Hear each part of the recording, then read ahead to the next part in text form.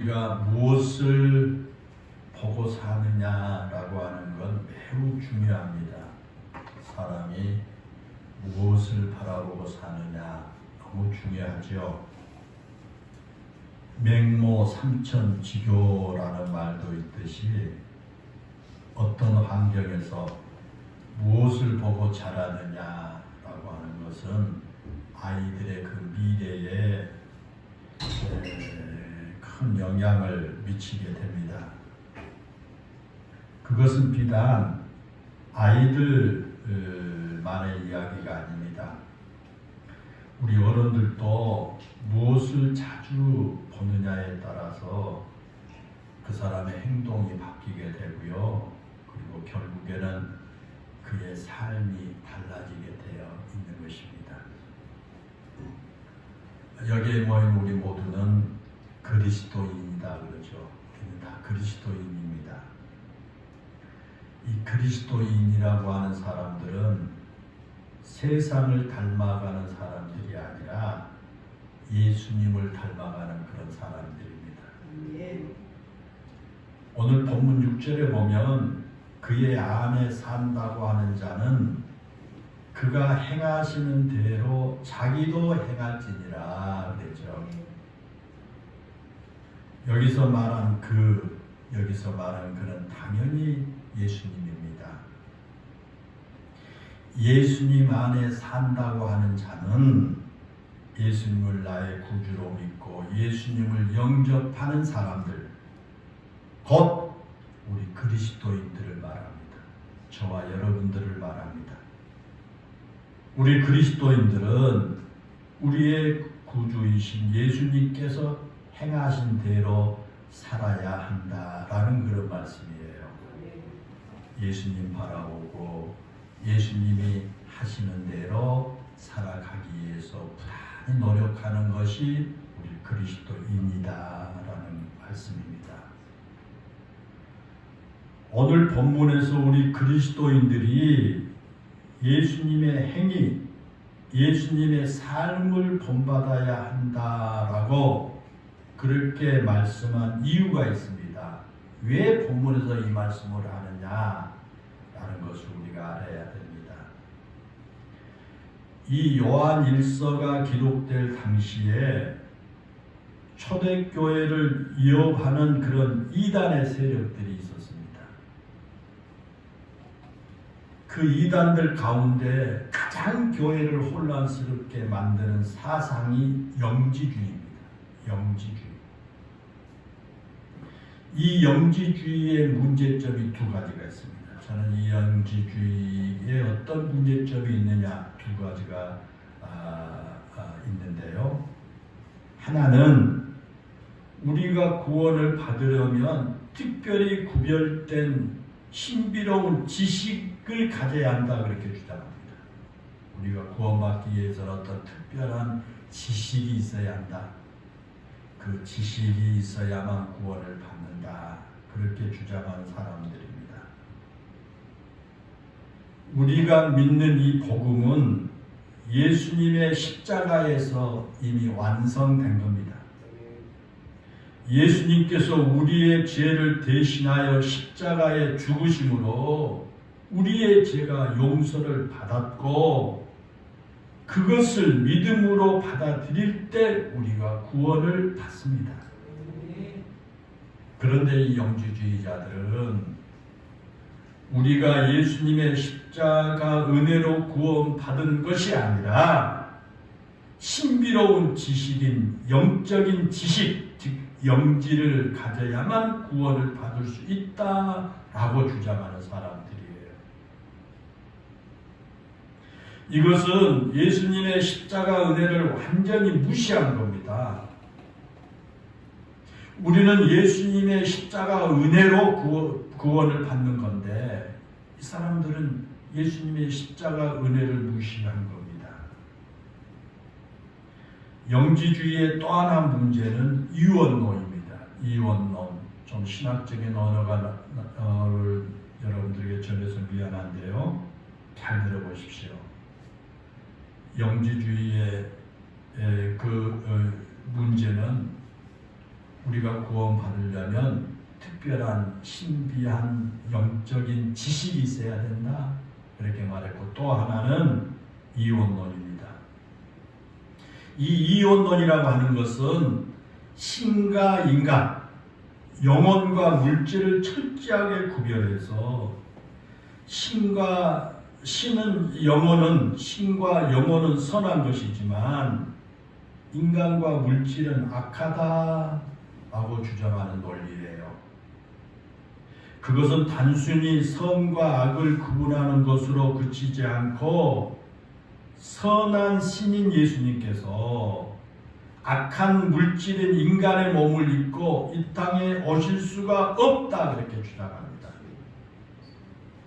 그래서 우리의 눈에 보인 예수님은 진짜 예수님이 아니고 하나님의 영이 일시적으로 예수라고 하는 한 인간의 몸에 들어와서 잠시 그곳에 머물다가 갔다라고 하는 그런 주장입니다.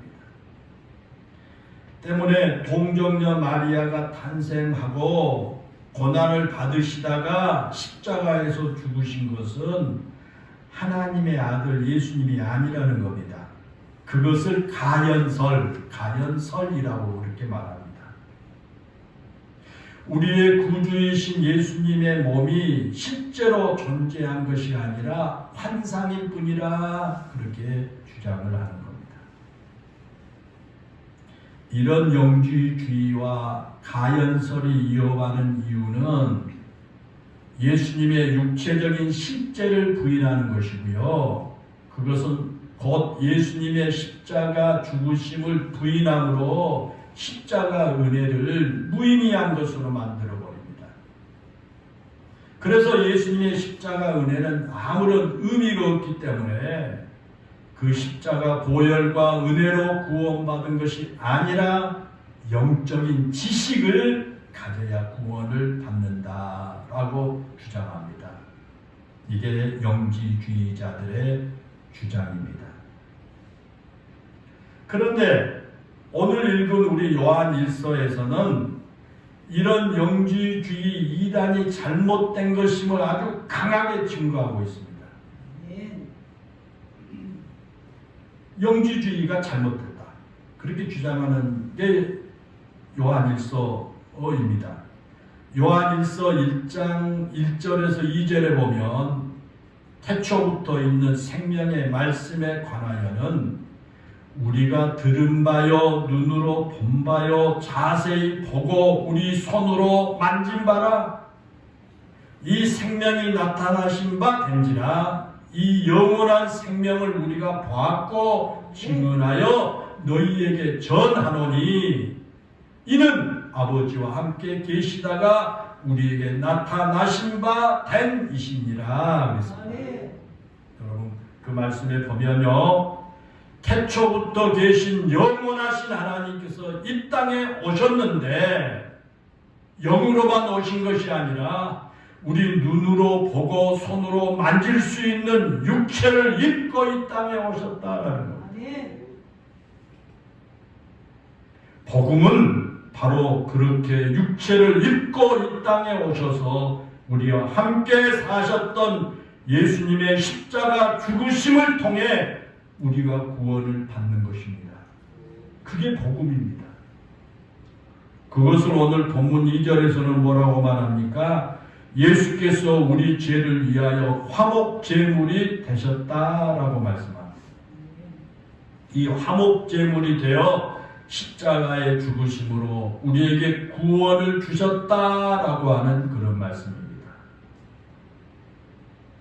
예수님이 영주의자들이 말한 것처럼 영으로 오셨다가 영으로 돌아가신 분이 아니라 우리 가운데 사셨고 마지막에는 십자가 죽으심으로 우리를 구원하신 분이라는 겁니다.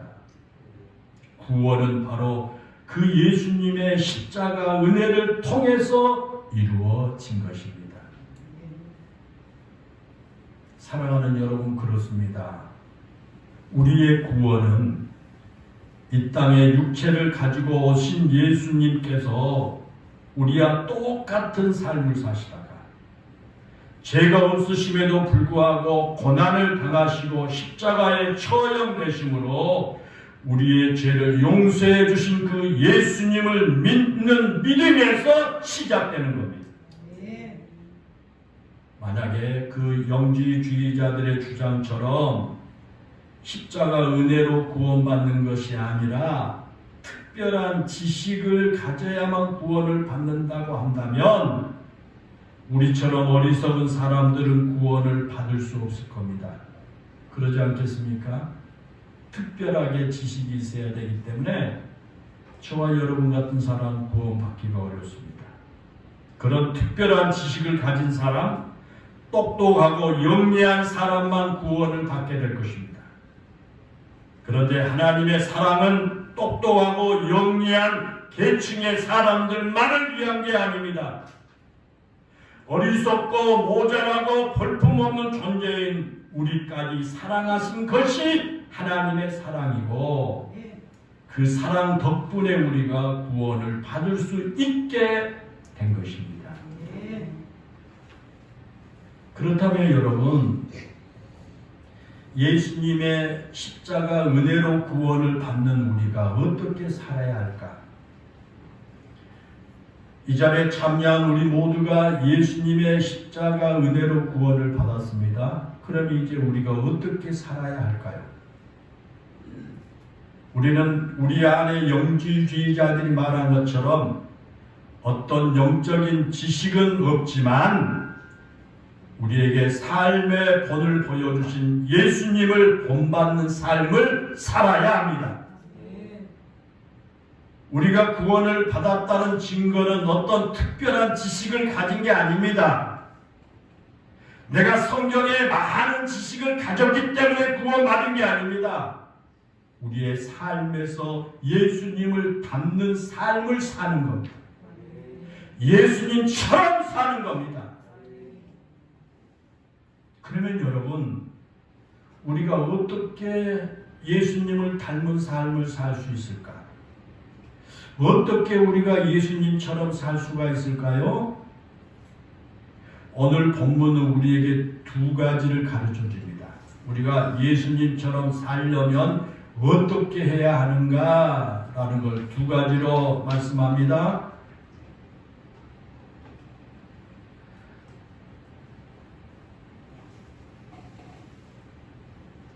첫 번째는 예수님처럼 살기 위해서는, 예수님을 닮은 삶을 살기 위해서는 계명을 지키는 겁니다.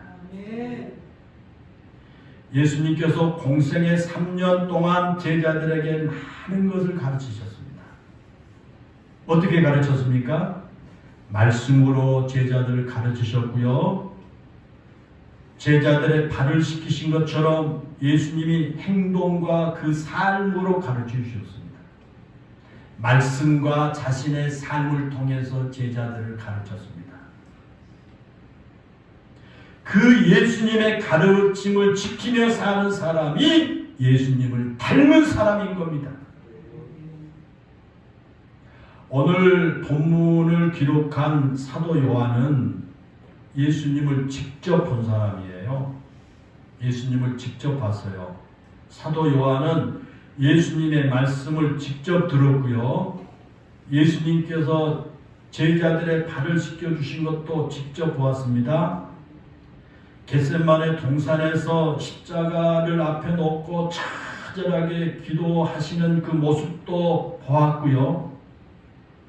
군병들과 사람들에게 조롱과 고난을 당하신 것도 사도 요한이 직접 보았습니다. 그리고 십자가에서 고통 가운데 죽으신 모습도 요한이 보았고요. 3일 후에 부활하셔서 제자들 앞에 나타나신 그 예수님의 모습도 직접 보았습니다. 그런데 사도 요한이 오늘 본문인 요한 1서를 기록할 그 당시에 예수님을 직접 보고 예수님께 직접 가르침을 받았던 그 제자들 중에 사도 요한을 제외하고는 모두 다 죽었습니다. 그러니까 이 기록한 요한 1서를 기록할 이 당시에는 제자들이 다 죽었어요. 사도 요한만, 예수님을 직접 본 사도 요한만 남아 있습니다. 만약에 사도 요한처럼 예수님을 직접 본 사람은 예수님을 닮은 삶이 어떤 것인가를 잘 알게 될 겁니다. 그렇지 않겠습니까? 내가 직접 봤습니까? 그런 사람은 예수님께 사셨던 모습을 직접 자기 눈으로 보았기 때문에 예수님의 삶을 생각하면서 좀 더 쉽게 예수님을 본받고 예수님이 행하신 대로 살아갈 수가 있을 것입니다. 그런데 여러분, 이제 여기 모인 우리는 예수님을 직접 본 사람들이 아닙니다. 여러분, 예수님을 직접 봤습니까? 사도 요한처럼 예수님이 하신 말씀을 직접 들은 것도 아니고 예수님께서 기사와 이적을 베푸신 것을 우리 눈으로 본 사람들은 아무도 없습니다. 그렇다면 여러분, 예수님을 직접 보지 못한 우리들이 어떻게 예수님을 닮아가고 예수님께서 행하신 대로 살아갈 수가 있느냐라는 겁니다. 사도 요한처럼 예수님을 직접 눈으로 보고 말씀을 듣고 행하신 것을 우리가 보았다면 쉽겠는데 지금 우리가 예수님을 직접 보지 못했어요. 예수님이 직접 하신 말씀도 못 들었어요. 그러면 우리가 어떻게 예수님 닮아가고 어떻게 예수님이 행하신 대로 살아갈 수 있겠느냐라는 것입니다. 그것은 오늘 본문에 말씀합니다. 바로 기록된 계명대로 살아가는 겁니다. 이 계명은 예수님의 가르침과 예수님의 삶과 예수님의 인격과 예수님의 마음과 예수님의 꿈을 담고 있습니다. 때문에 그 계명을 지키면 예수님의 삶을 닮아가게 되고 그 계명을 마음에 품고 살면 예수님의 인격을 닮아가는 사람이 됩니다.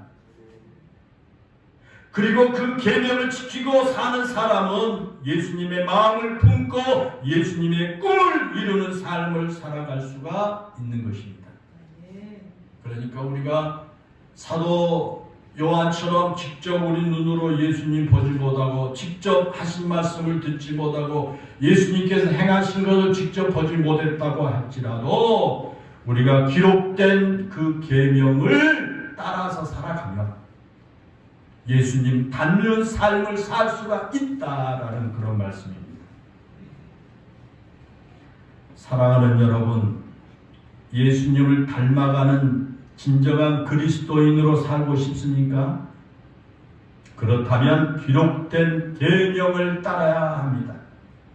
기록된 계명을 따라서 살아가면 됩니다. 복잡하지 않습니다. 기록된 계명대로만 따라 살아가게 되면 틀림없이 예수님을 닮아가는 그리스도인이 될 겁니다. 그 계명이 뭐예요? 그 계명은 바로 하나님의 말씀입니다. 이 하나님의 말씀을 따라서 살아가면 예수님을 닮은 삶을 살 수가 있다라는 거예요. 물론 우리가 예수님을 완벽하게 닮을 수는 없죠. 예수님을 완벽하게 닮지는 못합니다. 우리가 연약한 존재이기 때문에 완벽하게 예수님처럼 살 수는 없습니다. 그러나 우리가 말씀을 사모하고 말씀을 가슴에 품고 살면 그 말씀이 우리로 하여금 예수님을 닮은 삶으로 이끌어줍니다. 그러니까 우리가 완벽한 우리가 예수님처럼 닮아갈 수는 없지만 이 말씀을, 이 계명을 우리 가슴에 품고 말씀을 사모하고 살면 이 말씀이 우리를 예수님을 닮은 삶으로 이렇게 이끌어갑니다. 만약 우리 안에 하나님의 이 말씀이 없다면 예수님을 닮은 삶이 너무 힘들 거예요. 이 말씀이 우리 안에 없으면, 여러분 안에 말씀이 없으면 쉽게 설명한 예수 믿기 힘들어요. 예수님 닮아가기가 너무 힘들어요. 말씀이 없으면. 왜냐하면 예수님을 닮는 삶을 산다는 것은 우리 인간의 노력이나 능력으로 되는 것이 아니기 때문에 그래요. 그래, 내가 이왕에 교회 다닐 바에는 내가 우리 교회에서 누구보다 더 예수님을 닮은 삶을 살아야지. 그렇게 굳은 마음을, 결단을 가지고 새벽기도 다니고 별짓을 다 하면서 노력을 한다고 예수님을 닮아가는 게 절대 아닙니다. 우리의 마음에 새겨진 말씀의 능력이 되어 우리를 그 말씀에 순종하게 할 때 우리가 예수님을 닮은 삶을 살 수 있는 겁니다. 그래서 우리는 자주 이 말씀을 읽어야 하고요. 자주 말씀을 들어야 합니다. 그리고 읽고 들은 말씀을 묵상함으로 그 말씀이 내 안에서 살아 움직이게 해야 됩니다. 우리가 단순히 기억한다고 해서 말씀의 능력이 나타난 게 아닙니다. 여러분 성경을 가지고 다닌다고 이 말씀이 능력이 된 게 아닙니다. 여러분 자동차에 이 성경 하나님 말씀을 싣고 다닌다고 해서 이 말씀이 능력이 된 게 절대 아닙니다.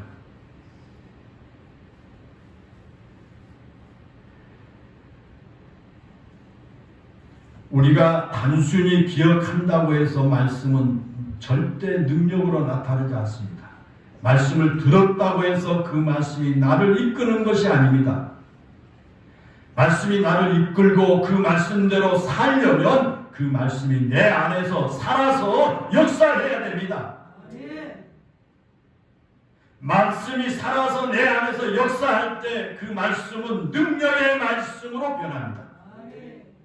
그래서 히브리서 4장 12절에 보면 뭐라고 했습니까? 하나님의 말씀은 살아있고 활력이 있어 좌우의 날선 어떤 검보다 예리하여 혼과 영과 및 관절과 골수를 찔러 쪼개기까지 하며 또 마음의 생각과 뜻을 판단하시나니라고 했습니다. 여러분 그렇습니다. 하나님의 말씀은 살아있고 활동적으로 역사하는 능력이 있습니다. 능력을 행하도록 우리의 마음을 말씀에 맡기고 순종하면 그 말씀이 우리 안에서 능력으로 역사하여 우리로 하여금 예수님을 닮은 삶을 살게 할 것입니다. 오늘 여러분들이 말씀을 읽었습니다. 이 시간 말씀을 듣습니다. 읽고 들었다고 그 말씀이 우리 안에서 능력으로 역사한 게 아니다 그 말입니다. 우리가 이 말씀을 읽고 들었으면 그 말씀에 순종하고 그 말씀을 따라서 살아갈 때에 이 말씀이 능력이 됩니다. 그럴 때 하나님의 역사가 나타나게 된 겁니다. 그런데 문제는 솔직히 우리가 그 말씀을 의지하려고 하지 않습니다. 말씀을 그저 습관적으로 읽고 설교 시간 들은 것뿐이지 여러분들이 듣고 읽은 그 말씀을 의지하려고 하지 않습니다. 그러잖아요. 하나님의 말씀을 단순히 지적 즐거운 정도로만 알려고 합니다. 하나님 말씀을 그냥 지적으로 많이 알려고만 해요. 내가 성경을 이만큼 읽어서 내가 성경을 이만큼 알아 라고 하는 자기의 만족의 수준에 머물러 버리면 아무리 하나님의 말씀이 살아서 역사하는 능력이 있다고 할지라도 그 말씀이 나에게 아무런 힘을 발휘할 수 없게 됩니다. 말씀은 지켜 행할 때 능력이 나타납니다. 오늘 본문의 표현처럼 계명을 지키고 말씀을 지켜야 합니다. 그럴 때 그 말씀이 능력으로 나타나게 되는 것입니다. 또 하나 우리가 예수님을 닮은 삶을 살 수 있는 힘은 예수님을 사랑한 데서 나타납니다. 첫째는 계명을 지키는 데 나타나고 두 번째는 우리가 예수님을 사랑하는 데서 예수님을 닮은 삶을 살아갈 수 있는 힘이 생깁니다. 예수님을 사랑할 때 우리가 예수님을 닮아갑니다. 예수님 사랑하면 예수님 닮아갑니다. 그런데 예수님을 사랑하는 것과 앞에서 말씀을 드린 대로 말씀을 지키는 것은 결코 다른 두 가지가 아닙니다. 하나님을 사랑하는 사람은 하나님의 말씀을 지키게 되고요. 하나님의 말씀을 지키는 사람은 그 사랑이 온전하게 됩니다. 하나님 말씀을 지키면 하나님 사랑하게 됩니다. 오늘 본문 5절에 그것을 말씀하고 있습니다. 5절 보면 그러죠. 누구든지 그의 말씀을 지키는 자는 하나님의 사랑이 참으로 그 속에서 온전하게 되었나니 이로써 우리가 그의 안에 있는 줄을 아노라 그랬습니다. 거기 보십시오. 하나님의 말씀을 지키는 사람에게 하나님의 사랑이 그 속에서 온전하게 된다라고 말씀합니다. 하나님의 사랑은 그의 말씀을 지키는 사람에게 온전하게 됩니다. 그 말을 거꾸로 말하면 하나님의 말씀을 지키지 않는 사람은 하나님을 사랑한다고 말할 수가 없다고 말입니다. 하나님이 하는 말씀을 지키지 않으면서 내가 하나님을 사랑합니다. 그건 거짓말입니다. 그럴 수가 없다는 겁니다.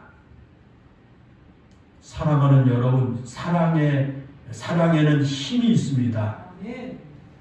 사랑에는 순종하는 힘이 있습니다. 사랑하면 기쁨으로 순종할 수 있습니다. 사랑하면 수고하고 희생하는 것도 힘들지 않습니다. 사랑하는 사람을 위해서 수고하는 것은 기쁨이요 행복인 것입니다. 그렇지 않습니까? 우리가 예수님의 계명 하나님의 말씀을 지킴으로 예수님을 닮아가는 삶을 사는 데 있어서 예수님을 사랑하는 것이 중요한 이유가 바로 거기에 있습니다. 예수님을 사랑하면 예수님을 더 닮고 싶어지고 예수님을 더 닮고 싶기 때문에 예수님의 말씀과 예수님의 계명을 지키려고 합니다. 그러면 우리가 자연스럽게 조금씩 예수님을 더 닮아갈 수 있게 됩니다. 예수님을 사랑하는 것만큼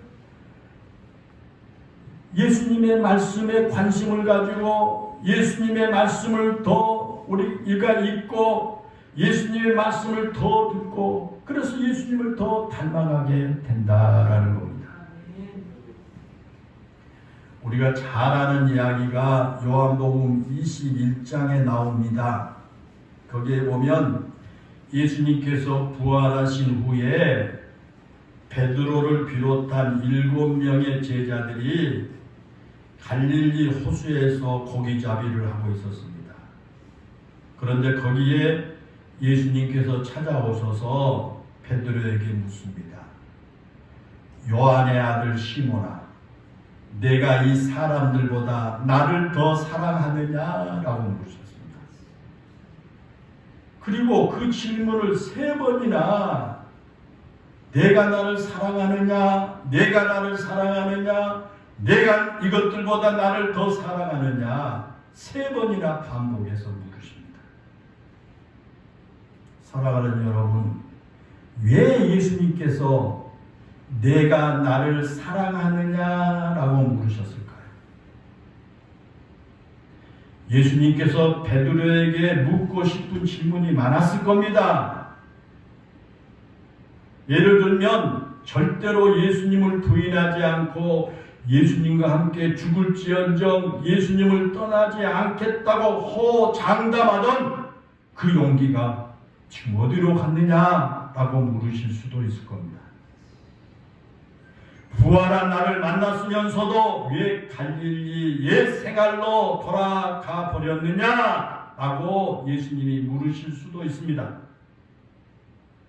앞으로도 그렇게 못난이처럼 살 것이냐라고 물을 수도 있습니다. 그런데 예수님은 다른 어떤 질문도 하지 않으십니다. 오직 한 가지 질문입니다. 내가 나를 사랑하느냐? 라는 질문만 3번이나 반복해서 하십니다.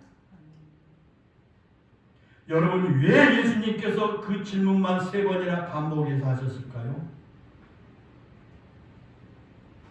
그 이유는 간단합니다. 예수님을 사랑하는 마음만 회복된다면 다른 것은 아무것도 문제가 되지 않기 때문입니다. 예수님을 사랑하는 마음에 변함이 없다면 제자로 사는 삶도 넉넉히 감당할 수 있고 심지어 순교를 당하는 것도 두려움이 없기 때문입니다.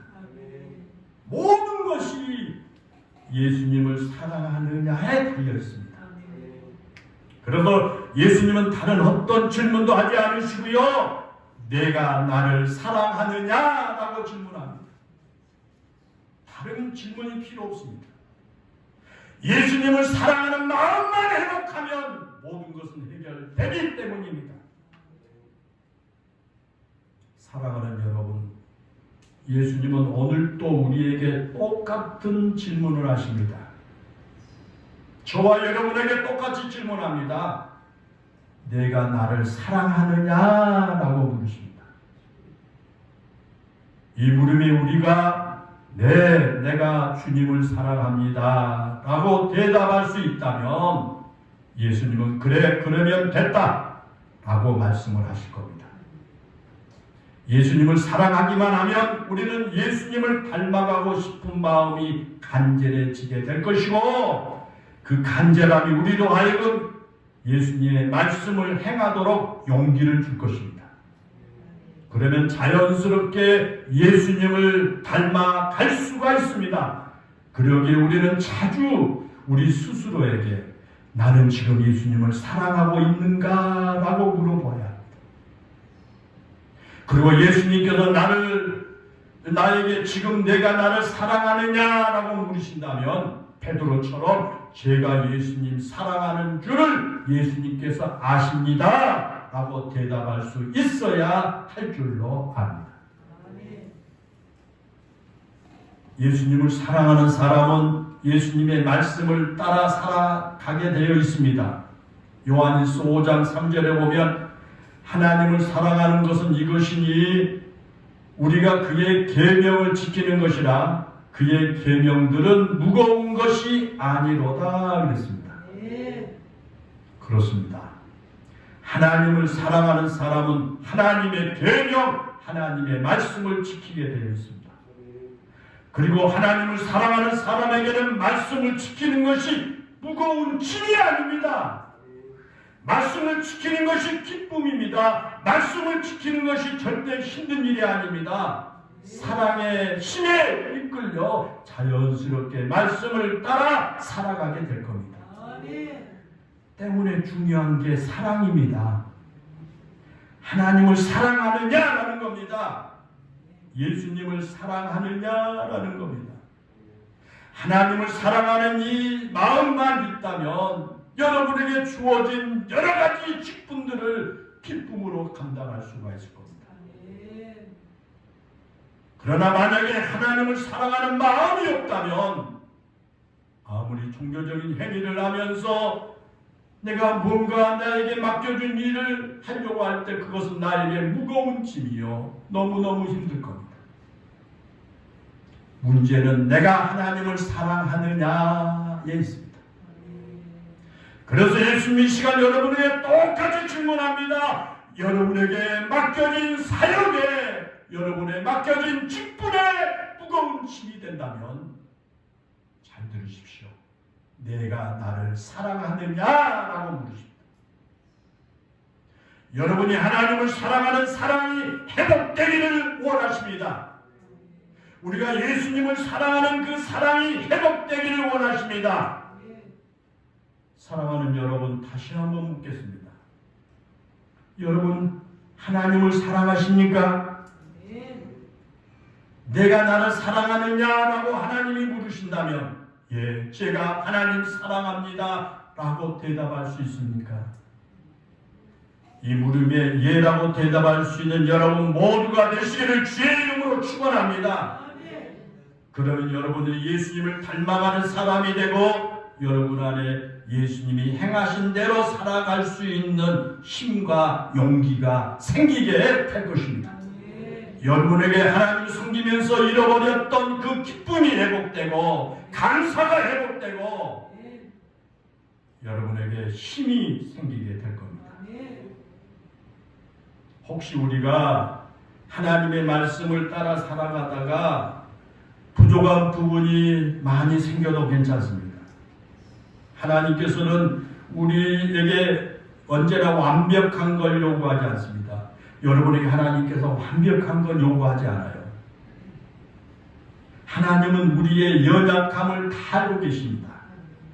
여러분의 체질도 아시고 여러분의 성질도 아시고 여러분의 그 변덕스러운 마음도 아시고 하나님 다 아십니다.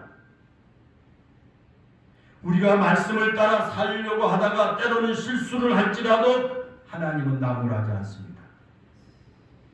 우리 예수님이 우리의 대언자가 되어주시기 때문입니다. 오늘 본문 1절에 보십시오. 만일 누가 죄를 범하여도 아버지 앞에서 우리에게 대언자가 있으니 곧 의로우신 예수 그리스도라 하겠습니다. 예수님이 대언자라는 겁니다. 예수님이 우리의 대언자입니다. 하나님 앞에서 우리를 대변해 주신 보혜사입니다. 우리가 실수를 할 때 우리를 대신해서 하나님께 변호해 주십니다. 하나님을 사랑하는 아무개가 하나님 아버지의 말씀대로 살려고 하다가 온전하지 못했습니다. 그래도 하나님 용서해 주십시오. 말씀대로 살려고 노력했는데 환경이 여의치 않아서 몸이 연약해서 말씀대로 살지를 못했습니다.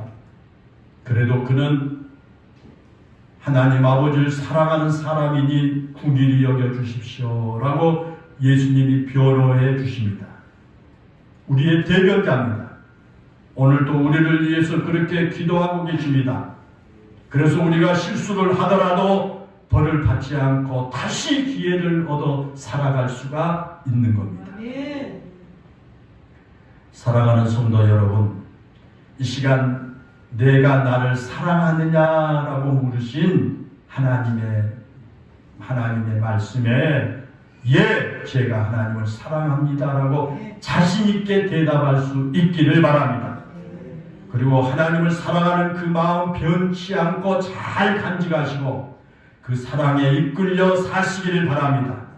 그러면 여러분이 들은 하나님의 말씀과 여러분 안에 새겨진 하나님의 말씀이 여러분 안에서 능력으로 역사하여 예수님을 닮아가는 사람이 될 것입니다.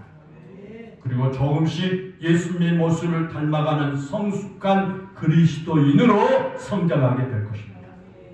부디 예수님을 사랑하는 마음으로 예수님을 더욱 닮아가는 우리 영일교회 모든 성도들이 되시기를 주님의 이름으로 축원합니다. 기도하겠습니다. 은혜롭고 감사하신 하나님, 우리 모두는 예수 그리스도를 믿고 섬기는 그리스도인입니다. 이제 우리 모두는 예수 그리스도를 닮아가는 그런 삶이 되기를 원합니다. 우리가 예수 그리스도를 직접 우리 눈으로 보고 예수 그리스도가 전하는 말씀을 직접 우리의 귀로 듣지는 못했지만 그러나 우리가 예수 그리스도를 닮아가는 삶을 살 수 있다는 말씀을 들었습니다. 살아계신 하나님, 우리 영일교회 모든 성도들에게 무엇보다 먼저 예수님을 사랑하는 그 마음을 잃지 않게 해 주옵소서. 내가 주님 사랑합니다 자신 있게 말할 수 있는 그런 우리 영일교회 성도들 되게 해 주옵소서. 그래서 우리가 읽고 들었던 하나님의 말씀, 그 계명이 우리 속에서 역사하는 놀라운 능력의 역사로 나타나게 되어서 우리가 더욱 주님을 사랑하고 주님을 닮아가는 이런 우리 신실한 성도들 다 되게 해 주옵소서. 은혜로우신 하나님, 우리가 신앙생활하고 하나님께서 맡겨준 여러 가지 일들이 무거운 짐이 아니라 예수 그리스도를 진정으로 사랑함으로 하나님을 진정으로 사랑함으로 기쁨이 되게 하시고 감사가 되게 하시고 능력이 되게 하시고 하나님 사명을 기쁨으로 하나님 감당해 나갈 수 있는 성도들 모두가 다 되게 해 주옵소서. 우리 주 예수님의 이름으로 기도하옵나이다. 아멘.